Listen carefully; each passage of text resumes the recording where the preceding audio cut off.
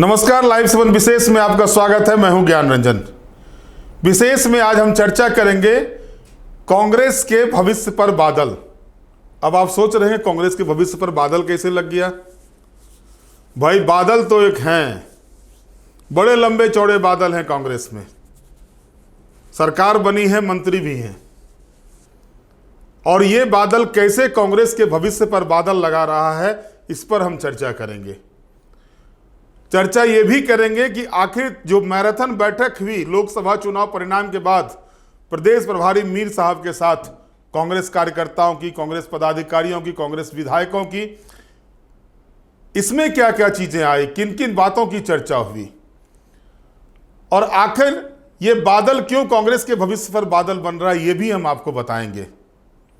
और इसको लेकर के क्या चर्चा हुई थी बैठक के भीतर में और क्यों हुई थी चर्चा, ये भी आपको हम बताएंगे। दोस्तों, कांग्रेस पार्टी भले ही 1 सीट से बढ़ाकर 2 सीट लोकसभा चुनाव में कर ली है, लेकिन ये 2 सीटें ट्राइबल सीटें जरूर आ गई है, लेकिन सामान्य सीटों पर कांग्रेस अपनी पकड़ नहीं बना पाई। एक भी सीट कांग्रेस पार्टी सामान्य सीट, जहां पर 5 सीटों पर चुनाव लड़ी थी, सामान्य सीटों पर, चाहे वो चतरा हो, हजारीबाग हो, धनबाद हो, गोड्डा हो, एक भी सीट पर जो है सो कांग्रेस पार्टी अपनी उपस्थिति दर्ज नहीं करा पाई, जो सामान्य सीटें हैं। तो ऐसी स्थिति में आखिर क्या हुआ कांग्रेस के अंदर में कि ट्राइबल सीटें तो कांग्रेस पार्टी के पास आ गई। जो 2 ट्राइबल सीटें लोहरदगा और खूंटी की कांग्रेस पार्टी को मिली थी, वो सीटें तो कांग्रेस पार्टी अपने पक्ष में कर ली, चुनाव जीत गई वहां से। लेकिन रांची, धनबाद, हजारीबाग, चतरा और गोड्डा में क्या हुआ, इन 5 सीटों पर क्या हुआ। और अगर आप देखेंगे इन 5 सीटों पर, अगर आप देखेंगे तो लाइमलाइट में रहने वाले सभी नेता इन्हीं 5 सीटों से हैं। चाहे वो प्रदेश अध्यक्ष राजेश ठाकुर हो, बोकारो के रहने वाले हैं, जो धनबाद संसदीय सीट में आता है। जेपी पटेल को लाकर के कैंडिडेट बनाया गया, हजारीबाग के हैं। सुबोध कांत सहाय रांची से हैं, उनकी बेटी यशस्विनी सहाय चुनाव लड़ी थी। गोड्डा में प्रदीप यादव जो कैंडिडेट थे, महागामा की विधायक दीपिका पांडे सिंह, मंत्री बादल पत्रलेख, ये सब चेहरे। और इतना ही नहीं, इनमें से कई चेहरे ऐसे हैं जो ये कहते हैं कि कांग्रेस पार्टी को जो सीटें मिलती है उसमें उनका योगदान होता है, पार्टी का कम योगदान होता है, लेकिन चुनाव हार जाते हैं। जेपी पटेल को लाया गया था कि भाई वो तो चुनाव निकाल ही देंगे, हजारीबाग से जो है सो भाजपा का किला ध्वस्त कर देंगे। नहीं हुआ। अपना ही विधानसभा सीट जेपी पटेल नहीं बचा सके, मांडू में उनकी हार हुई। बोकारो से राजेश ठाकुर हैं, वहां वो अपनी पार्टी को जीत नहीं दिला पाते हैं बोकारो विधानसभा क्षेत्र में। पोरैया हाट से कैंडिडेट हैं प्रदीप यादव, लेकिन वहां निशिकांत दुबे को बढ़त मिलती है। जरमुंडी से विधायक है मंत्री बादल पत्रलेख, वहां करारी हार मिलती है कांग्रेस पार्टी को। सिर्फ महगामा एक विधानसभा क्षेत्र है जहां पर कि कांग्रेस पार्टी ऊपर रहती है भारतीय जनता पार्टी से। और जो मैंने जैसा कहा टाइटल के बारे में, जो मैं कह रहा था कि कांग्रेस के भविष्य पर बादल, ये इसलिए कह रहा था दोस्तों, एक जो जानकारी मिली है कांग्रेस सूत्रों से, जो जानकारी मिली है, कांग्रेस पार्टी के बड़े नेताओं को एक ऑडियो क्लिप मिली हुई है। हालांकि लाइव 7 इस ऑडियो क्लिप की पुख्ता सच्चाई के बारे में आपको ये साफ तौर पर बता रहा है कि उसकी सच्चाई के बारे में मैं नहीं कह सकता हूं, लेकिन जो जानकारी मिल रही है, मीटिंग के दौरान भी इस बात की चर्चा हुई है, और उस ऑडियो क्लिप में ये बातें हैं कि मंत्री बादल पत्रलेख जो है वो कांग्रेस कैंडिडेट को ही हराने के लिए काम कर रहे हैं। और ये चर्चा हुई थी बैठक में, और चर्चा होने के बाद प्रदेश प्रभारी ने इस पर कार्रवाई का भी भरोसा दिया है। जो कांग्रेस सूत्रों का कहना है कि अगर आलमगीर आलम की जगह पर नए कोटे से कांग्रेस पार्टी के मंत्री जाएंगे, किन्हीं को मंत्री बनाया जाएगा, तो उसके बाद बादल पत्रलेख का भी विकेट गिर सकता है, तो कोई आश्चर्य नहीं होगा। यानी ये स्थिति बनी हुई है कांग्रेस पार्टी के भीतर की जो अंतरकलह है। आप संगठन को उठा के देख लीजिए, संगठन में जिस तरह से शेड्यूल्ड ट्राइब्स का दबदबा होना चाहिए, शेड्यूल्ड ट्राइब्स को प्रतिनिधित्व मिलना चाहिए, वो प्रतिनिधित्व नहीं है। उस मतलब अगर आप 26% ही अगर आप देंगे तो उस तरह का प्रतिनिधित्व नहीं मिला हुआ है, जबकि 2 सीटें मिली थी 100 के स्ट्राइक रेट से, जो है सो वहां पर काम की कांग्रेस पार्टी ने। दोनों ही ट्राइबल सीटों पर कांग्रेस पार्टी को जीत मिली। लेकिन जिसको लेकर कांग्रेस पार्टी आगे बढ़ रही थी, जो सीटें ली गठबंधन के तहत, 7 सीटें, सबसे ज्यादा सीटें लोकसभा चुनाव में ली, 5 सीटें झारखंड मुक्ति मोर्चा को मिली थी, 1 सीट माले को और 1 सीट आरजेडी को मिला था। क्या हुआ नतीजा? 3 सीटों पर झारखंड मुक्ति मोर्चा जीत जाती है, 1 से बढ़कर उसके सांसद 3 हो जाते हैं, 1 से बढ़कर कांग्रेस पार्टी के सांसद 2 हो जाते हैं, लेकिन सामान्य सीटों पर नहीं।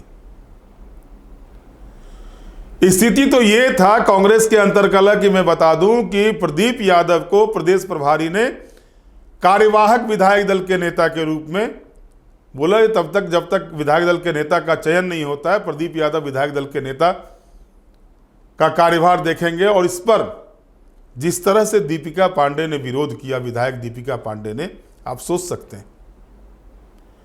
उन्होंने साफ तौर पर कहा कि जिनका विधानसभा के भीतर अब तक कांग्रेस पार्टी के सदस्य के रूप में नामित नहीं हुए हैं, वो कैसे विधायक दल के नेता हो सकते हैं? वो तो झारखंड विकास मोर्चा से अभी तक है।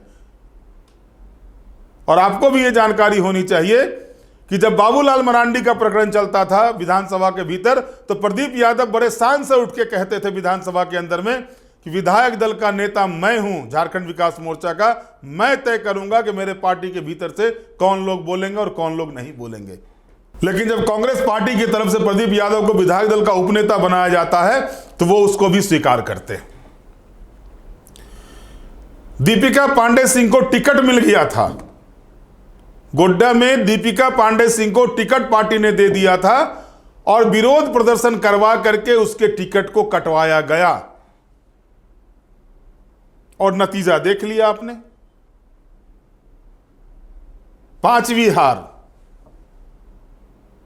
प्रदीप यादव पहली मर्तबा कांग्रेस पार्टी के टिकट पर हारे हैं, लेकिन इससे पहले 4 बार 3 बार हार चुके हैं वो। तो ये स्थिति बनी हुई है। और इस पर जब एक मंत्री का कारनामा होता है, यहां तक चर्चा हुई बादल पत्रलेख के बारे में, उनको यह कहा गया मीटिंग के अंदर में कि आप फोन रखना छोड़ दें, आप मोबाइल नहीं रखें। जब मोबाइल उठाते ही नहीं है किसी का, तो मोबाइल रखे ही क्यों हैं? आप मत रखिए मोबाइल, कोई जरूरत नहीं है। कार्यकर्ताओं का काम नहीं करना है तो मोबाइल नहीं उठाना है। और कई तरह की बातें इस मंत्री बादल पत्रलेख को लेकर के चली हैं, कई शिकायतें भी गई हैं पार्टी के अंदर में। बादल पत्रलेख को मंत्री बनाने के पीछे एक सोच भाजपा कांग्रेस पार्टी की थी कि देवघर और जरमुंडी, जो बाबा बासुकीनाथ और बाबा बैजनाथ धाम का क्षेत्र है, वहां पर पंडा समाज के लोग बहुत संख्या है उनकी, और उसी समाज से आते हैं बादल पत्रलेख भी।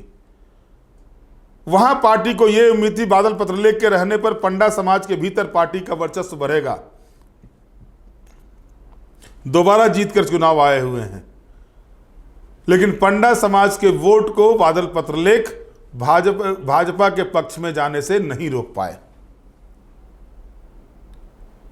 देवघर और जरमुंडी दोनों ही जगह पर हार हुई कांग्रेस पार्टी की।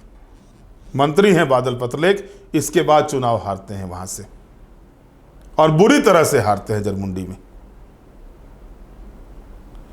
ये सारे चीजें मंथन में, ये सारे चीजें चर्चा में जो है सो आई हैं बातें, और इन बातों को लेकर के आला कमान के समक्ष जो है, कांग्रेस आला कमान के समक्ष प्रदेश प्रभारी इन बातों को रखेंगे। ये भी जानकारी आ रही है कि सारे चीजों को लेकर के वो रखेंगे। प्रदीप बालमोचू जो कद्दावर नेता है कांग्रेस पार्टी के, लंबे समय तक प्रदेश अध्यक्ष भी रह चुके हैं, राज्यसभा के सांसद रहे हैं, विधायक रहे हैं, मंत्री रहे हैं, उनको दिया गया हर सीट का विश्लेषण करने के लिए, हर सीट की जानकारी लेने की बात उनको कही गई है पार्टी के द्वारा। उनके नेतृत्व में एक कमेटी बनाई गई है। वो कमेटी पूरी जांच करेगी लोकसभा चुनाव के दौरान कहां कहां पार्टी के ही लोगों ने भीतरघात किया है। अब देखिए, कार्यकारी अध्यक्ष के निशाने पर प्रदेश अध्यक्ष रहते हैं मीटिंग के दौरान। कार्यकारी अध्यक्ष बंधु तिर्की कह देते हैं भैया प्रदेश अध्यक्ष को, भैया बहुत हो लो, अब तो छोड़ दे, अब बकस दे।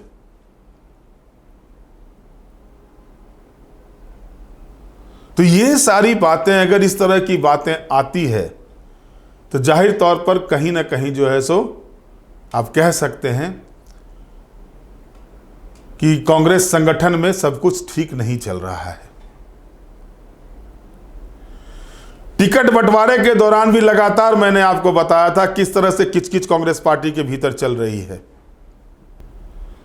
कई सीटें तो ऐसी हैं वहां पर कांग्रेस पार्टी को चुनाव जीतती या हारती अलग बात था, लेकिन मार्जिन और कम होता, चाहे वो रांची की सीट हो और माफ कीजिएगा धनबाद की सीट हो।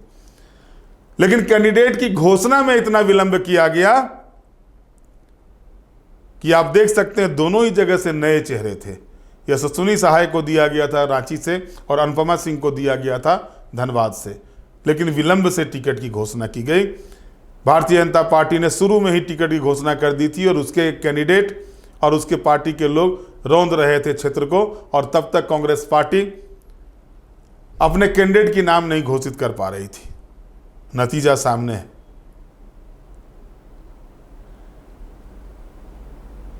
तो जिन सीटों पर अब अगर प्रदेश अध्यक्ष के विधानसभा की सीट हार जाती है पार्टी, जो कैंडिडेट होते हैं उनके विधानसभा की सीट वो कैंडिडेट हार जाते हैं, जो मंत्री होते हैं उनके सीट हार जाते हैं, तब इसको आप क्या कहेंगे? अब एक ऑडियो की जो मैं बात कर रहा था, वो ऑडियो बड़ी तेजी से वायरल हुआ था। हालांकि वो ऑडियो हाथ नहीं लगी है, कांग्रेस पार्टी के लोग ही कह रहे थे कि बादल पत्रलेख का एक ऑडियो वायरल हुआ है। और वो ऑडियो तब वायरल हुआ है जब निशिकांत दुबे जो गोड्डा से भाजपा के सांसद थे, उन्होंने एक ट्वीट किया था कि ईडी की अगली कार्रवाई बादल पत्रलेख और हफीजुल हसन पर होने जा रही है। और इसके बाद ये वीडियो वायरल होता है, ऑडियो वायरल होता है।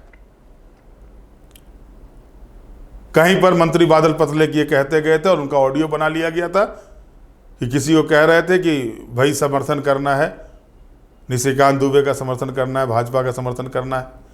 और ये बातें पूरी तरह से कांग्रेस पार्टी के पास आ गई है। और जो जानकारी मेरे पास आ रही है कि ऑडियो क्लिप भी कांग्रेस प्रभारी के पास मिली हुई है, कांग्रेस नेतृत्व के पास मिली हुई है।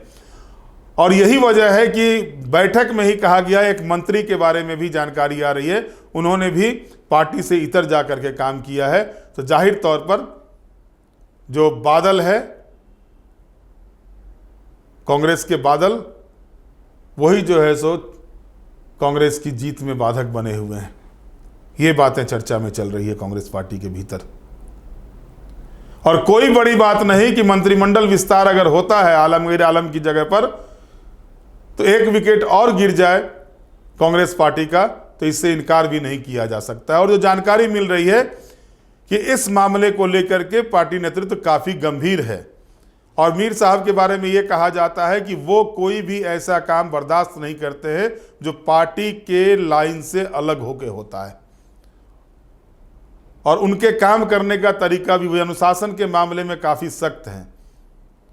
आपको याद होगा कि जब पार्टी ने तय कर लिया था कि चंपाई सोरेन को समर्थन देना है और उसके बाद वही चारों मंत्री बने रहेंगे, और जब विधायकों ने विरोध किया था उस समय भी उन्होंने किस तरह से अपने विधायकों एकजुट करके रखा था, अपने विधायकों को, आपको याद होगा ये चीज। विरोध उस समय भी शुरू हुए थे। जितने भी विधायक मंत्री नहीं बने थे वो एक अलग खेमा बना के काम कर रहे थे, पार्टी पर दबाव डाल रहे थे, लेकिन उस समय भी अपने नेतृत्व क्षमता से मीर साहब ने किस तरह, जो प्रभारी मीर साहब हैं, उन्होंने किस तरह से पार्टी के लोगों को, पार्टी के विधायकों को समझाया था, ये आपके समक्ष है। और उसके बाद लगातार चल रही थी, चीज़ें चल रही थी, सब कुछ स्मूथली चल रहा था। अब साहब सोचिए ना कि अगर पार्टी की बैठक में ये कहा जाता हो मंत्री को कि आप फ़ोन रखना छोड़ दीजिए, तो आप इसी से अनुमान लगा सकते हैं कि क्या स्थिति बनी हुई थी। कार्यकर्ताओं की शिकायत है कि मंत्री फ़ोन नहीं उठाते, बड़े बड़े प्रदेश के पदाधिकारियों की शिकायत है कि मंत्री फ़ोन नहीं उठाते। इवन कि यहां भी कहा गया कि संगठन की तरफ से जब उनको फ़ोन किया जाता है तब भी वो फ़ोन नहीं उठाते, तो आप फ़ोन रखना ही छोड़ दीजिए, ये कहा गया। अब इस स्थिति के बाद क्या कुछ निर्णय होता है, लेकिन इतना तो साफ मानिए कि जो स्थिति बनी कांग्रेस पार्टी के भीतर में, उस स्थिति में कई लोगों के बगावती तेवर देखने को मिले, चाहे वो दीपिका पांडे सिंह हो, बंधु तिर्की हो, सबों ने अपने अपने पक्ष को रखा। दीपिका पांडे सिंह को ये कहा जा सकता है उनकी खींच, भले उनका टिकट मिला हुआ, टिकट काट करके प्रदीप यादव को टिकट दिया गया, लेकिन सच्चाई तो ये भी है कि प्रदीप यादव ने विरोध करवाया था दीपिका पांडे सिंह को जब टिकट मिला था। विधानसभा के भीतर प्रदीप यादव बार बार कहते हैं कि झारखंड विकास मोर्चा के विधायक दल का नेता मैं हूं, तो पार्टी के जो भी विधायक है वो क्या करेंगे, उनको बोलने का समय दिया जाएगा या नहीं दिया जाएगा वो मैं तय करूंगा। तो फिर किस रूप में वो जो है सो विधानसभा में जाएंगे कांग्रेस विधायक दल के नेता बनकर? आगे मानसून सत्र होने जा रहा है 1 महीना 1.5 महीना के अंदर में विधानसभा का, किस हैसियत से जाएंगे? क्या स्पीकर उनको अनुमति देंगे? क्योंकि दल बदल का मामला चल रहा है उनके ऊपर में। जो मामला बाबूलाल मरांडी के ऊपर चल रहा है उसी तरह का मामला प्रदीप यादव के ऊपर भी चल रहा है दल बदल का। तो क्या स्पीकर गठबंधन, सत्ताधारी गठबंधन के होने के नाते इनको विधायक दल के नेता का अस्तित्व दे देंगे? ऐसा संभव है? और कांग्रेस पार्टी किस हिसाब से, जब उतने ही विधायक उनके पास हैं, तो उसमें से फिर वैसे विधायक को क्यों रख रहे हैं जिसका मामला न्यायाधिकरण में चल रहा हो? तो दीपिका पांडे सिंह के विरोध को कहीं गलत नहीं ठहराया जा सकता है। बंधु तिर्की ने जिस तरह से लपेटे में लिया अपने प्रदेश अध्यक्ष को, यह भी गंभीर मामला है। और मंत्री बादल पत्रलेख को लेकर के जो चर्चाएं चल रही है, यह भी मामला गंभीर है। अब देखना दिलचस्प यह होगा कि कांग्रेस पार्टी इन सारे मुद्दों पर क्या निर्णय लेती है। हालांकि प्रदेश प्रभारी ने यह भी कहा है कि 4-5 दिनों के भीतर जो है सो आला कमान से नेतृत्व, आला कमान तय कर देंगे विधायक दल के नेता कौन होंगे, या और भी जो मंत्री किनको बनना है, नहीं बनना है, क्या करना है, ये सारा कुछ आला कमान तय करेंगे और बहुत जल्द पार्टी इस पर निर्णय लेगी। अब देखना होगा कि कांग्रेस पार्टी का कब तक निर्णय आता है, क्योंकि कांग्रेस कोटे के एक मंत्री का विभाग ले लिया गया है। उन्होंने विधायक दल के इस पद और मंत्री पद से आलमगीर आलम ने जेल जाने के बाद 2-3 दिन पहले इस्तीफा भी दे दिया है। तो एक सीट बर्थ तो खाली है ही, दूसरा जो बादल टपक रहे हैं, बादल चल रहे हैं, बादल छाए हुए हैं, बादल के ऊपर भी ये बादल हटता है या बादल साफ हो जाता है, ये देखना दिलचस्प होगा। बहरहाल आज के विशेष में इतना ही। आप हमारे साथ जुड़े रहे, हमें लाइक करें, सब्सक्राइब करें। बहुत बहुत धन्यवाद। नमस्कार।